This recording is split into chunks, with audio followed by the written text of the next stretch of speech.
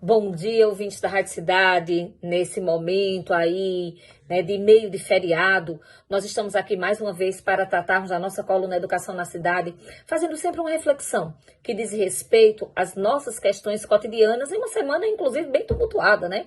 Onde nós ainda estamos no rescaldo de uma denúncia envolvendo contaminação de água nas escolas públicas de Pernambuco, algumas denúncias que aconteceram ao longo do período, isso está sendo levado para um ponto de vista, ou melhor, para um discurso mais político, onde nós tivemos ainda problemas relacionados ao pagamento do Fundef de alguns professores, enfim, uma semana bem tumultuada no que diz respeito ao contexto educacional. E principalmente a essa questão relacionada, né, à oferta desse serviço.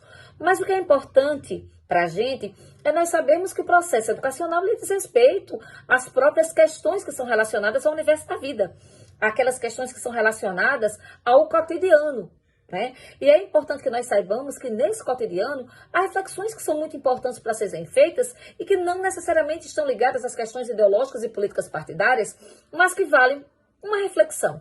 E dentro desse processo de reflexão, uma coisa que essa semana me chamou muito a atenção foi a matéria de capa do jornal Le Monde, né? E que nessa matéria de capa, que aconteceu ontem precisamente, e essa matéria vai versar acerca de uma provocação. E essa provocação, né, ela tem uma imagem, é a imagem de duas pessoas, uma pessoa muito colorida, com o cabelo cheio de borboletas, e uma pessoa representada na tonalidade cinza, né? Como se fosse ali lembrando a tristeza. E essa figura imagética, ela trazia a seguinte provocação: escolas inclusivas para os ricos, escolas militarizadas para os pobres. O que dizia, a grosso modo, essa notícia, né, essa matéria? Essa matéria, ela colocava que cada vez mais as pessoas que são mais desfavorecidas do ponto de vista econômico na sociedade, elas querem uma escola voltada para a ordem, para o controle, né, para a perspectiva mercadológica. Enquanto que as pessoas que são mais abastadas, aquelas que têm uma melhor condição econômica, elas estão muito mais preocupadas com reflexões relacionadas à filosofia, artes, cultura em geral, a macropolítica, né? Essa dimensão de conhecimento de mundo que muitas vezes não é tão discutida habitualmente dentro das escolas mais voltadas à classe trabalhadora.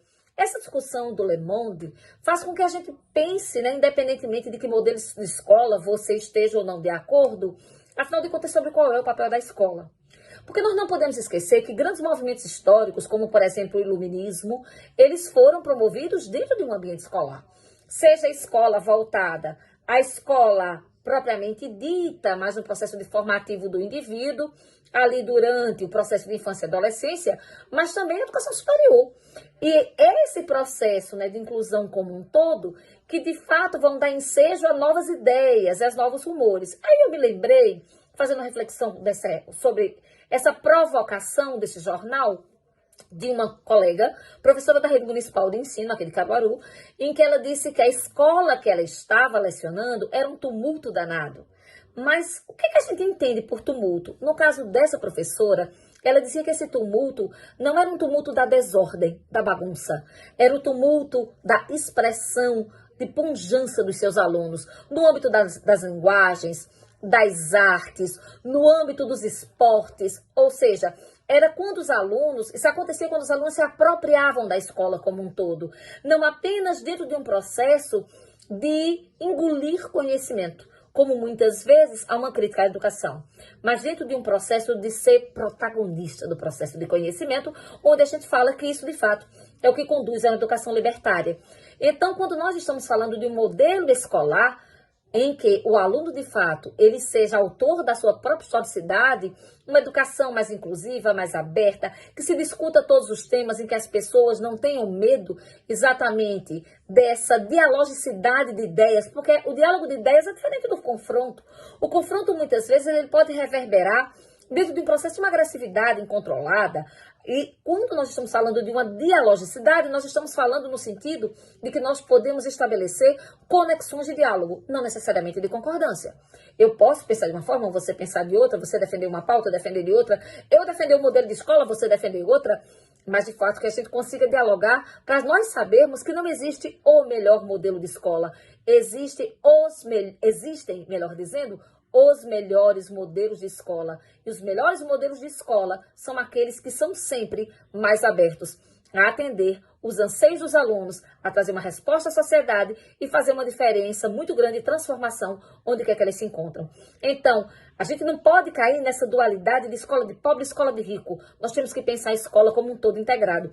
É exatamente por isso que nós temos uma legislação educacional no Brasil que ela é unificada. E nós devemos pedir para que a escola esteja para além da sala de aula. Escola significa desenvolvimento integral dos nossos alunos para serem protagonistas do seu processo de ensino, valorização do professor e que essa escola seja um espaço plural, aberto, esteticamente bonito e de fácil acessibilidade. É esse modelo de escola que, no final de contas, nós defendemos. Então, um grande abraço para você aí, nesse imprensado de feriado, e tenha um bom final de semana.